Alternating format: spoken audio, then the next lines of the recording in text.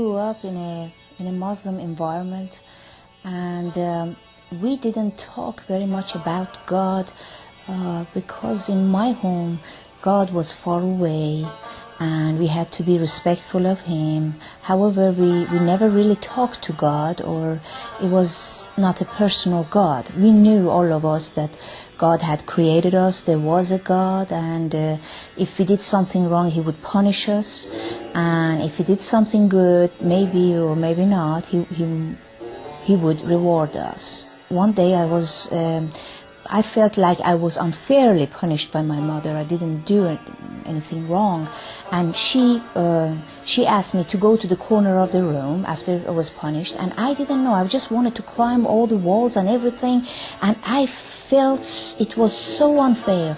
And suddenly I heard a voice who told me, "Hey, Shireen, it's okay. It's your mom.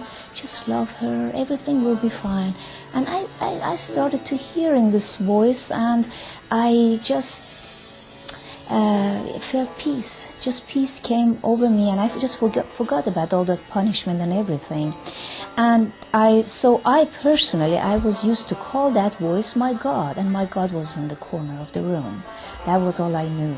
Otherwise, my mom and dad's God, it was far away, and if we would do something wrong, He would come and punish us. So this was how I grew up.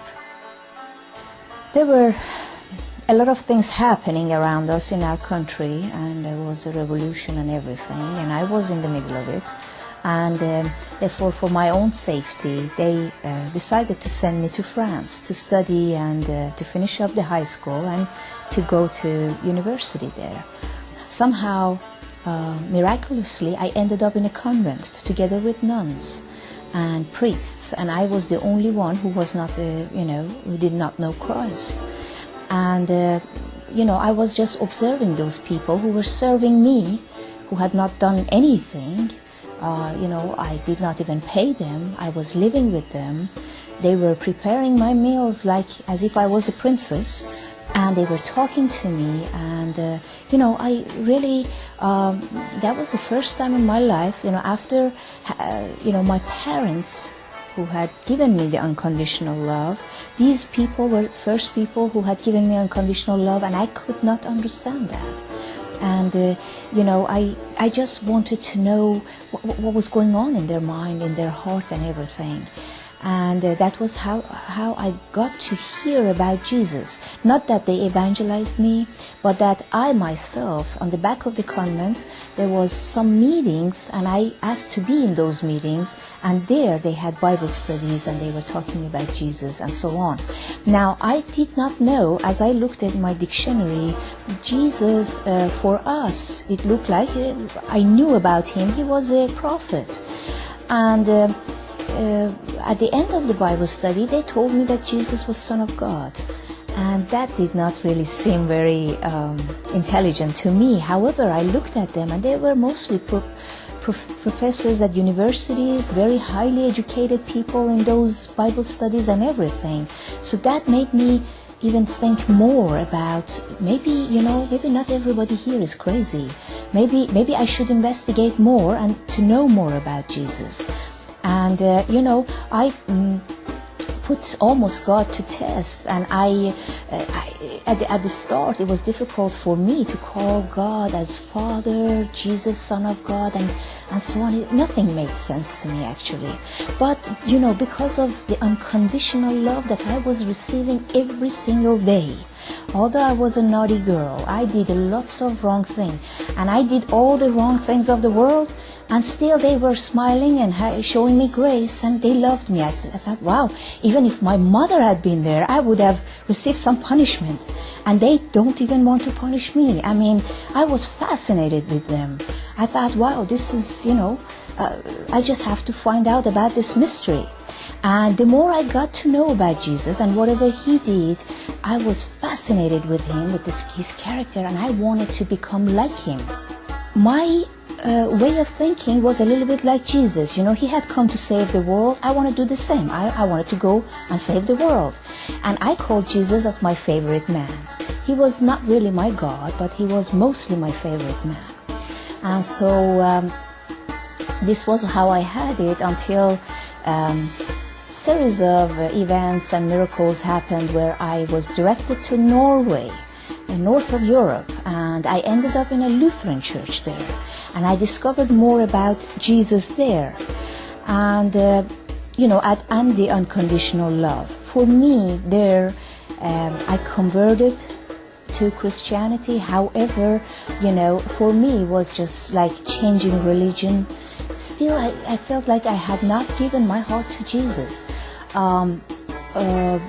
So because I always, my way of thinking was that I came from a society where they ignored women, where they disrespected women, where women were inferior. So by going and, just trying to become like Jesus and trying to do like other Christians, I could become a better person. Until I came to a point in my life where I had lots of problems, and I felt like there was no way out for me. As I was crying, and I didn't know whom to cry to, I had a cross in the corner of the room, I had the Bible, but it was there. And suddenly I fainted there, and I had a very, very strong vision. And this was, in that vision, I saw a man coming from that way, and he was dressed like, they showed Jesus dressed on the cross. And everybody had raised their hands, and I was in the third row. And everybody raised their hands, and they wanted to touch him, and he let himself be touched. And suddenly I cried, and I said, "Oh, Father Jesus, please come and help me." And in that vision, it didn't seem like he heard me, but he came closer and closer. As he came closer, I just looked at his eyes. The only thing I wanted to know, if he was mad at me. In a Muslim, the Muslim way of thinking is that, you are not really a sinner until you have really sinned and done something wrong. And so that was for me the first time standing in front of God and feeling like I was a sinner and I really did not deserve to be forgiven. That was how I stood in front of him in that vision. And I was just looking and seeking in his eyes if there was a way he could forgive me from what had happened. And I didn't know what had happened. However, can you forgive me in this situation? Is there any way out?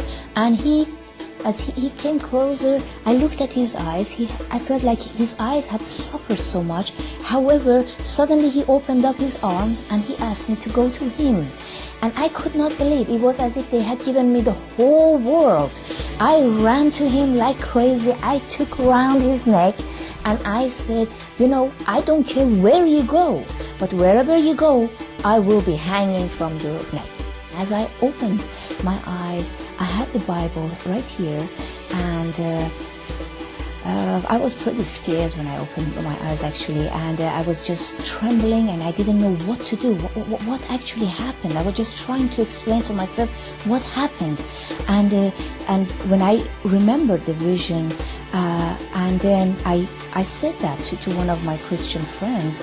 He said that, well, that was the first time you really repented, and I think you got saved. And the most amazing thing was that everything that I hated before I liked now, and everything that I liked before I hated now. All the worldly music and so on did not make sense. And when even reading the Bible, I had the Bible right next to me, so as I opened it, it was as if the words meant something else. It was some cover from my eyes that was taken away. I could see and I could understand the Word of God. And it was amazing. I cannot tell you. I felt like a new person. The other person died. What happened to the other person? I could not explain it. I am a new person who can enjoy and who can see all the opportunities and everything. I remember the God at the corner of the room, the voice that was already talking to me then, the voice that was giving me peace. And they said that, God, will you give peace that is beyond our understanding? And suddenly, everything fall in the right place. Just I felt like, wow, so he was that and he did this, and it felt like a plan that he really wanted me to be saved. And in spite of the situations, he used every difficult situation to make himself known to me. And I'm very privileged to know Jesus today.